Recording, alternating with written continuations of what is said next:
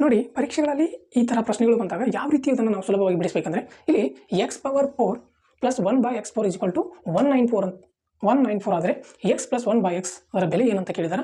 ಈ ರೀತಿ ಪ್ರಶ್ನೆಗಳನ್ನು ಪ್ಲಸ್ಸು ಕೇಳ್ತಾರೆ ಮತ್ತು ಮೈನಸ್ಸು ಕೇಳ್ತಾರೆ.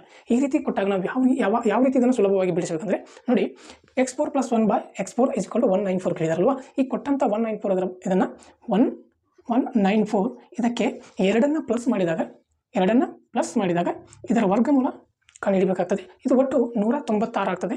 ಈ 196ರ ವರ್ಗಮೂಲ ಯಾವುದಂದರೆ 14 ಬರ್ತದೆ.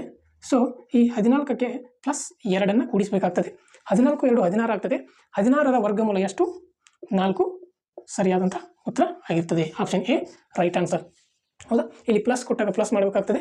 ಇನ್ನು ಮೈನಸ್ ಕೊಟ್ಟಾಗ ಇದನ್ನು ಯಾವ ರೀತಿ ನಾವು ಬಿಡಿಸಬೇಕಂದ್ರೆ, ನೋಡಿ, m power 4 plus 1 divided by m4 equal to 19 ಆದರೆ m minus 1 divided by m ಆ ಬೆಲೆ ಏನು ಅಂತ ಕೇಳಿದಾರಲ್ವಾ.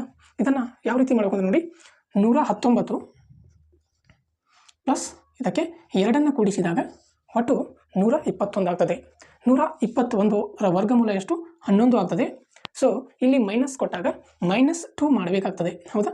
11ರಲ್ಲಿ 2 ತೆಗೆದಾಗ 9 ಬರ್ತದೆ. ಈ 9ರ ವರ್ಗಮೂಲ ಯಾವುದು ಅಂದರೆ 3 ಸರಿಯಾದಂಥ ಉತ್ತರ. +or -3 C is right answer. ಇದು ಇದರ ಆನ್ಸರ್ ಆಗಿರ್ತದೆ.